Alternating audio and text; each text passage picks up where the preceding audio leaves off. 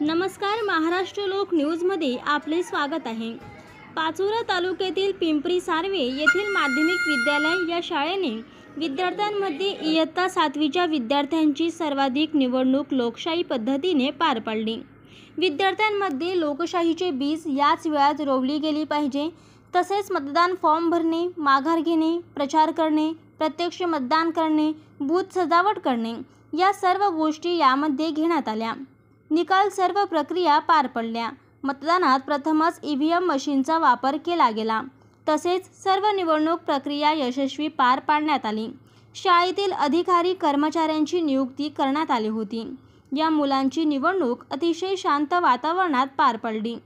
निवडणूक निकाल एकूण 76 मतांपैकी 36 मतदान झाले। यामध्ये हर्षल सलंकान पवार यांना 16 मते मिळाली, गोपिका मच्छिंद्र पवार यांना 7 मते मिळाली, प्रथमेश राजेंद्र पाटील यांना 4 मते मिळाली, जयश्री विजय शिंपी यांना 4 मते मिळाली, खुशाल कैलास पवार यांना 2 मते मिळाली। अशा प्रकारे या निवडणुकीमध्ये यांना मतदान मिळाली। त्यानंतर शपथविधी सोहळा शाळेमध्येच पार पाडण्यात आला। या शपथविधी सोहळ्यासाठी श्री विकास पाटील सर, श्री वसंत पाटील सर, श्रीमती जयश्री पाटील मॅडम, सौ नम्रता पाटील मॅडम, संदीप अहिरे सर हे शिक्षक उपस्थित होते।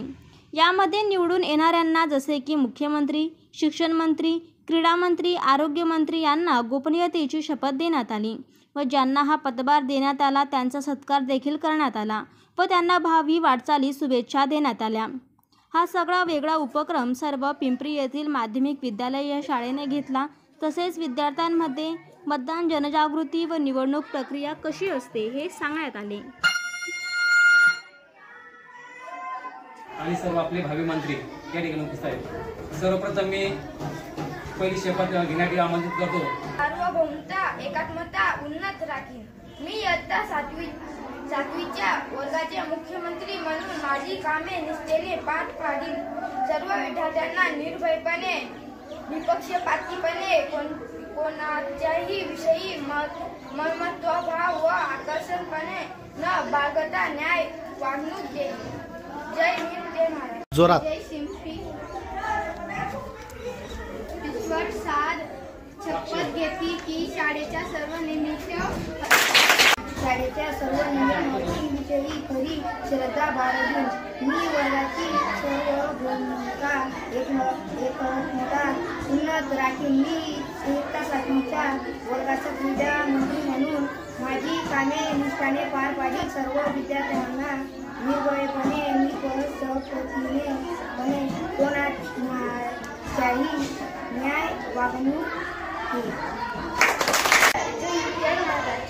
शिक्षण करी श्रद्धा व निष्ठा बाळगीन।